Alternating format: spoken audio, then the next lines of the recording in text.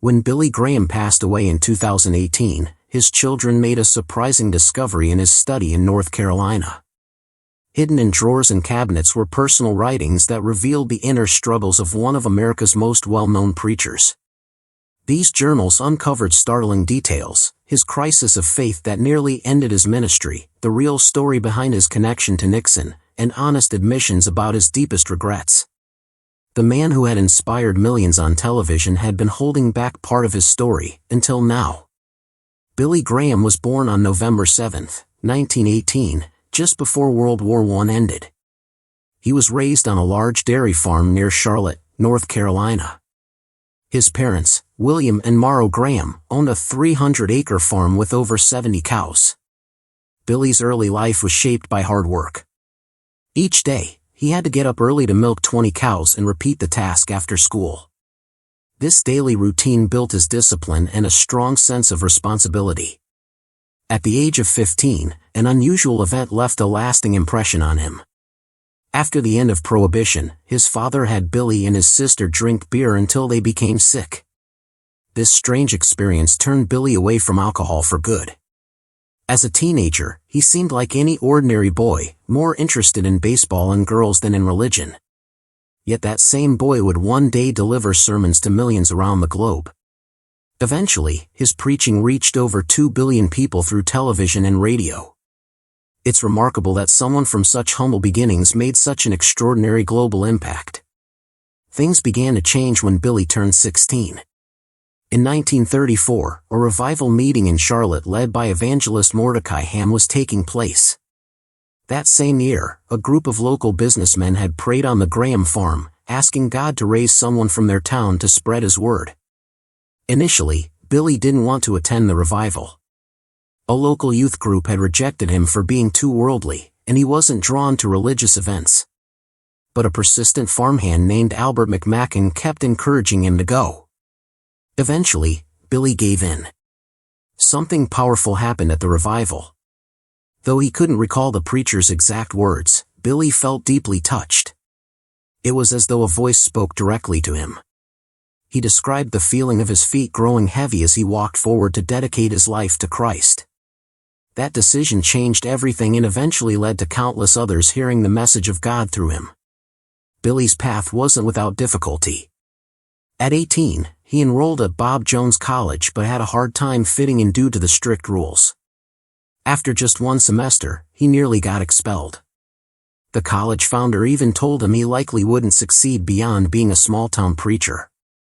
Instead of quitting, Billy transferred to Florida Bible Institute, a decision that would change the course of his life.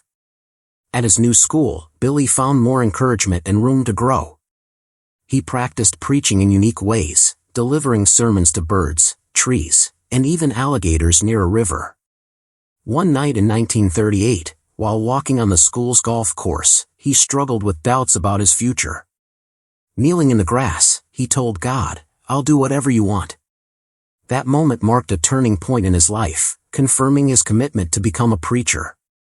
In 1939, at just 20 years old, Billy became a Southern Baptist minister.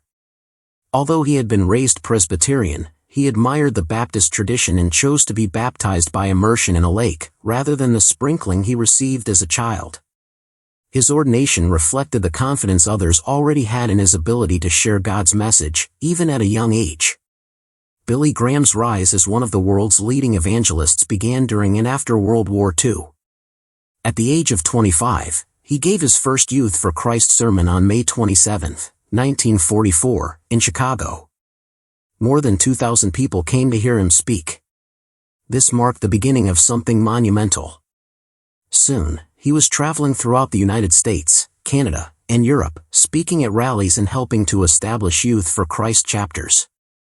In January 1945, he became the organization's first full-time employee, taking on the responsibility of organizing events both nationally and internationally. Over the next 7 years, he visited more than 300 cities, reaching thousands of people. These early efforts helped shape him into the passionate preacher he would later become known as. Youth for Christ rallies were lively and different. They included not just sermons, but music, celebrity testimonies, and high energy. These gatherings drew massive crowds, sometimes up to 70,000 attendees. Many young people found inspiration in his words, especially after the difficult years of war. By 1946, Youth for Christ had rapidly expanded, with around 300 chapters in the U.S. and over 200 internationally. These rallies laid the groundwork for something even greater, not only for Billy but also for organizations like World Vision and what would become the Billy Graham Evangelistic Association. A major milestone occurred during the 1949 Los Angeles Crusade, which began on September 25 beneath a large tent known as the Canvas Cathedral. Initially, only about 3,000 people attended. However, a turning point came when Stuart Ham, a prominent radio host, committed his life to Christ during the event. Shortly afterward, war hero and former Olympian Louis Zamperini did the same. These significant moments drew the attention of media mogul William Randolph Hearst, who instructed his newspapers to promote Billy Graham. Suddenly, the entire country was talking about him. What was intended to be a 3-week event extended to 8 weeks, ultimately drawing around 400,000 people and leading thousands to make faith commitments. This crusade launched Billy Graham into national prominence and opened doors for many more crusades across the U.S. By 1950, Billy recognized the need to structure his expanding ministry. That year, he founded the Billy Graham Evangelistic Association, BGEA. It began in a modest office in Minnesota with a bold vision, to spread the gospel in every way possible. One of its first initiatives was a radio program called Hour of Decision, which premiered in November 1950. The show quickly gained popularity and reached millions across the globe. As the BGEA grew, it established offices in cities like London, Sydney, and Buenos Aires. The organization also launched magazines, produced films, and created television programs, expanding Billy's reach even further. In 1948, 2 years before founding the BGEA, Billy and his team committed themselves to maintaining strong ethical standards. Concerned about scandals that had tarnished the reputations of other evangelists, they met in Modesto, California, and drafted what became known as the Modesto Manifesto. They pledged transparency in financial matters, to avoid any hint of sexual impropriety, to cooperate closely with local churches, and to never inflate reports of their success.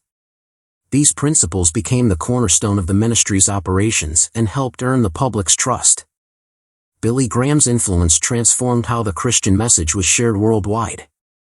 His crusades gathered millions and solidified his status as a global figure.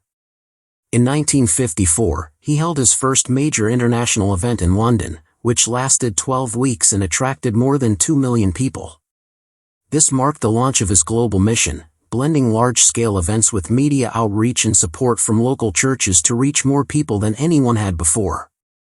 Remarkably, Graham's ministry often brought people together in divided societies. During apartheid in South Africa in 1973, he led a crusade in Durban attended by more than 100,000 people, ensuring that attendees sat together regardless of race. He openly condemned apartheid as sinful, which angered the government but earned him international respect. In 1977, he preached in communist Hungary, where religious expression was typically restricted. Over 5 days, he spoke to more than 30,000 people. This event paved the way for visits to other communist countries, including North Korea in 1992. His global reach and message continued to grow well into 1995. Graham accomplished something unprecedented. He used satellites to broadcast his message simultaneously to 185 countries in 116 languages. More than 10 million people watched, and 2.5 million responded. By the time he stepped down, he had personally spoken to over 215 million people in 185 countries. His largest audience gathered in South Korea in 1973, where 1.1 million people came to hear him speak. But beyond the impressive numbers, his crusades deeply impacted lives. In 1986, a young man battling drug addiction attended one of Graham's events in Amsterdam and later became a Christian leader in the Netherlands. Graham's influence extended well beyond live events. He used media as a powerful tool to reach millions more. His radio program, Hour of Decision, began in 1950. Within just 1 year, it aired on 150 stations, and by 1954, it was broadcast on 800 stations around the world. Graham preferred live broadcasts, believing they connected more authentically with listeners. His impact on television was also significant. In 1957, his New York crusade aired on ABC for 16 weeks, drawing in 96 million viewers, around 70% of households with a television at that time. Interest was so intense that ABC's phone lines were overwhelmed with calls on the very first night. In 1981, he reached 50 million people across Africa through a satellite broadcast, many witnessing such an event for the first time.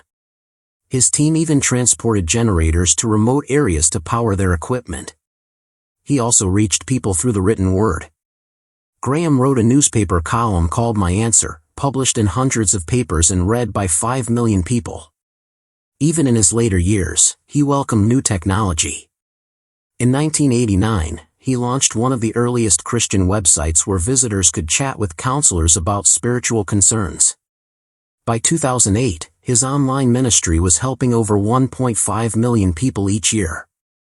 Back in 1956, Graham founded Christianity Today, a magazine that became a key voice for evangelicals.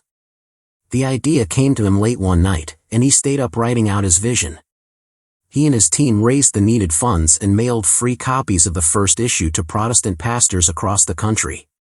The magazine quickly gained popularity and addressed major social issues like civil rights and the Vietnam War.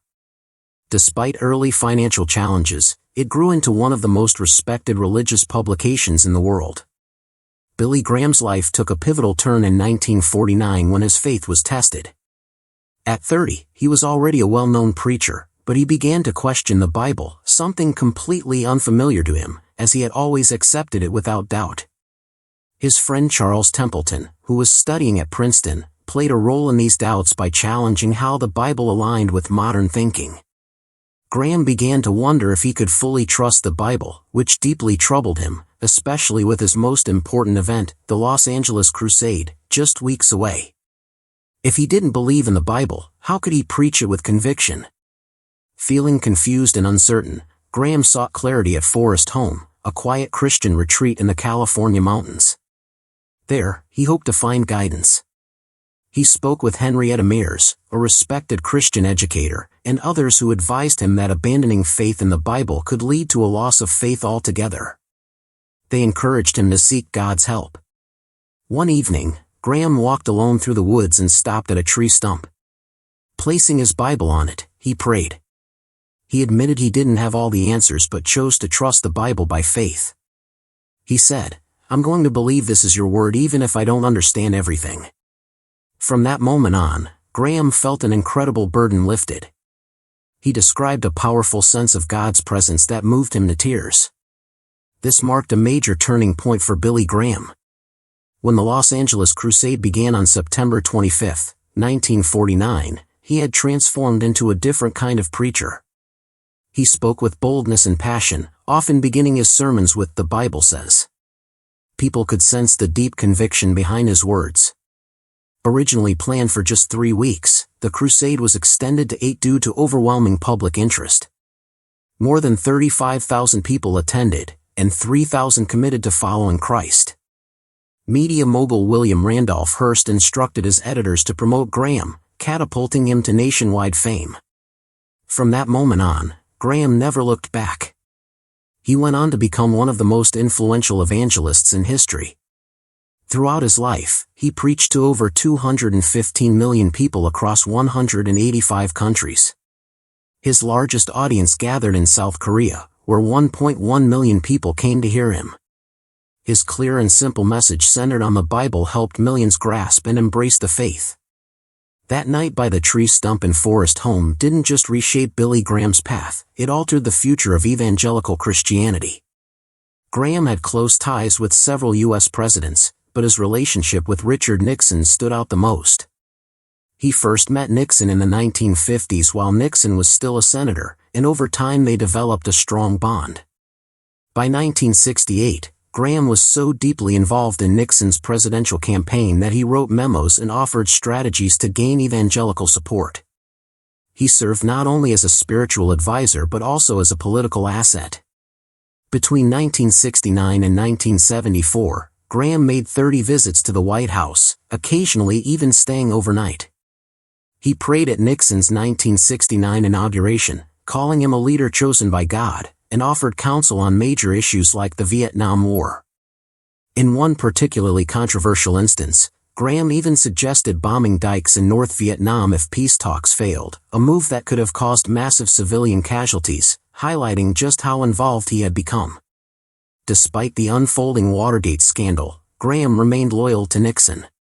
He publicly defended him and refused to believe that Nixon had done anything wrong. However, when the White House tapes were released, revealing the truth, Graham was heartbroken. In 1974, he read the transcripts and was overwhelmed by the lies Nixon had told. The betrayal affected him so deeply that he cried and vomited. That experience forced Graham to reconsider the extent of his political involvement. In 2002, yet another controversy from his past surfaced. Tapes from 1972 revealed a conversation between Graham and Nixon in which both made anti-Semitic remarks. Nixon claimed that Jews controlled the media, and Graham agreed, stating it was a problem that needed to be addressed. He even confessed that while many Jewish individuals had been kind to him, they were unaware of his true feelings. When the tapes were released decades later, the public was stunned. Graham, then 83, said he had no memory of the conversation but issued an apology, insisting that his words did not reflect his love for the Jewish community. Nevertheless, the incident damaged his image as a unifying figure. As he aged, Graham openly admitted to his missteps. In a 2011 interview, he expressed regret over becoming too entangled in politics. While he believed it was important to offer spiritual guidance to leaders, he also recognized that he had crossed a line. The Watergate scandal had served as a wake-up call. Discovering Nixon's deception permanently altered Graham's perspective on politics. He later warned against merging religion and politics too closely.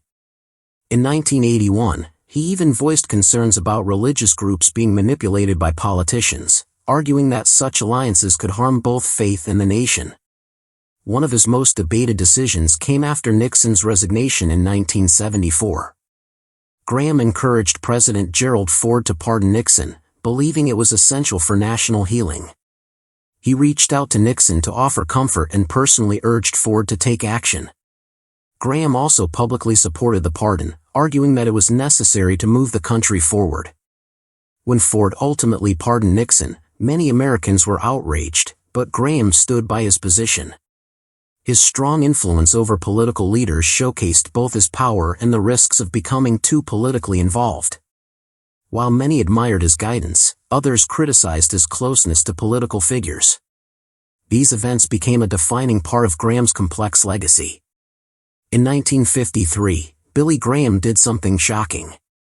During a crusade in Chattanooga, Tennessee, Billy Graham saw ropes dividing white and black sections of the audience. He personally tore them down and told the organizers that if the ropes remained, they could hold the revival without him. This took place a year before school segregation was declared illegal. While some people supported his stance, others were upset. The head usher resigned, and Graham lost some white supporters, but he stood firm. From then on, he required integrated seating at all his crusades, even in the deeply segregated South. In 1957, while holding a crusade in New York City, Graham noticed the audience was mostly white. He sought guidance from Howard Jones, a black pastor, who encouraged him to bring his message to Harlem. Graham followed through, organizing rallies in Harlem and Brooklyn.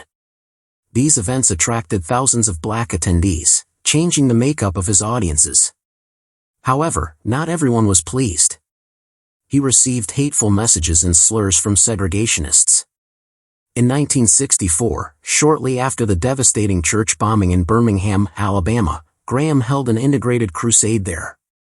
Protesters vandalized billboards promoting the event, and police had to provide protection. Although he supported integration at his events, many criticized him for not doing more during the civil rights movement. While Martin Luther King Jr. and other leaders led protests and direct action against racism, Graham avoided these methods. When King was jailed during a 1960 sit-in, Graham stated that people should obey the law, even if it was unjust, a view that upset civil rights leaders who believed unjust laws must be challenged. Graham believed the solution to racism lay in transforming hearts through faith. He often emphasized that both black and white people needed a personal relationship with Jesus to overcome racism. Yet, this view did not address systemic injustice, and many felt it fell short. At the peak of the civil rights movement, Graham often remained silent during critical moments. In 1963, when peaceful protesters in Birmingham were attacked with fire hoses and police dogs, he said little. He also did not attend the March on Washington, where King delivered his I Have a Dream speech. Instead, he made statements such as, "Only when Christ comes again will white and black children walk hand in hand," which some interpreted as a lack of belief in present-day change. Graham's reluctance to fully support the movement was partly due to his political connections, including with segregationist leaders. In 1965, during the Selma voting rights campaign, he criticized the protesters' tactics, saying, "I don't condone violence. It's not the best way." This disappointed civil rights advocates who saw nonviolent protest as essential for progress. His relationship with King was complex. In 1957, Graham invited King to offer a prayer at a New York crusade, where King called for unity and later praised Graham for addressing racial issues. But by 1958, tensions grew. King advised Graham not to allow a segregationist politician to introduce him at a Texas crusade, but Graham ignored the suggestion, claiming he avoided politics. Graham later said King told him to focus on reaching white audiences instead of protesting, though there's no evidence this conversation occurred, and some scholars question its truth.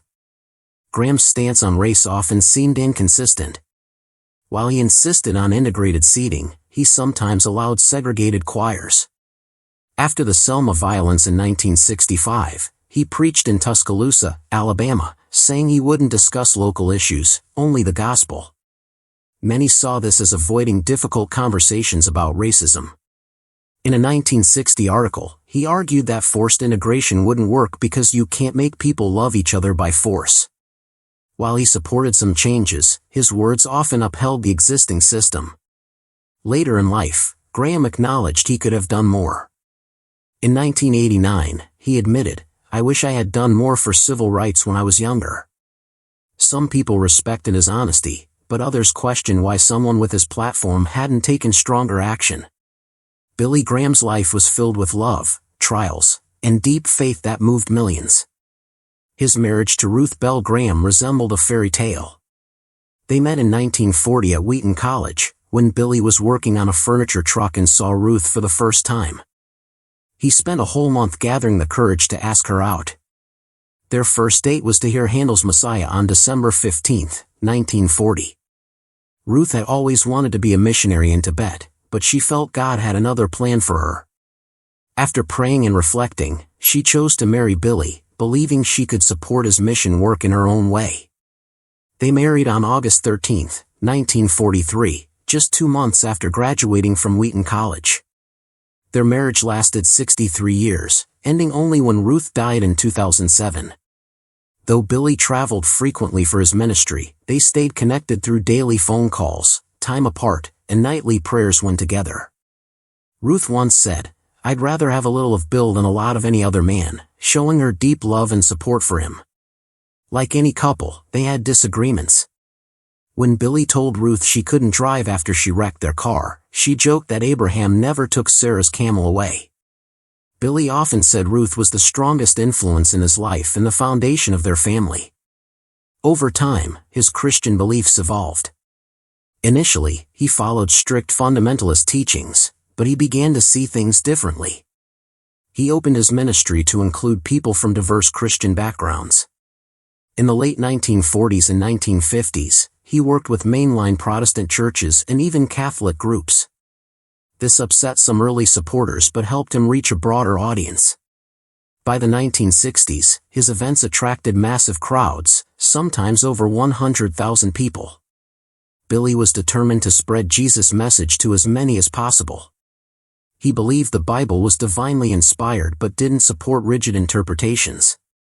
In 1964, he met with Pope Paul VI, surprising many Protestant followers. Later, he collaborated with Catholic leaders and encouraged Catholics to engage with their local churches. Some of his views sparked debate, like when he suggested that people who hadn't directly known Jesus might still find salvation by following the light within their hearts. This drew criticism from some evangelical leaders, but Billy remained focused on sharing God's love with everyone. He also held clear but carefully expressed social views. He believed life began at conception and opposed abortion after the Roe v. Wade decision in 1973, though he avoided harsh rhetoric or political battles. He sought kindness and understanding. Regarding same-sex marriage, he upheld the traditional definition as between a man and a woman. At 93 in 2012, he even funded newspaper ads promoting this view but never condemned others. Billy once said, "We don't have a right to preach against everything we don't agree with," showing his preference for compassion over judgment. In his later years, he faced many health challenges but remained strong in faith. Diagnosed with Parkinson's disease in 1992, he struggled with movement and speech. He also battled prostate cancer and hydrocephalus, a condition causing fluid buildup in the brain. Despite surgeries and treatments, he continued his ministry as long as possible. By his 90s, his hearing and eyesight had worsened, though his mind stayed sharp. In his book Nearing Home, he wrote about aging and preparing for death, crediting his faith for peace. His last major public event was his 95th birthday in 2013. Afterwards, he lived quietly at home in Montreat, North Carolina, surrounded by family and caregivers. He died in 2018 at 99 years old, leaving behind a legacy of love, faith, and a message that touched millions.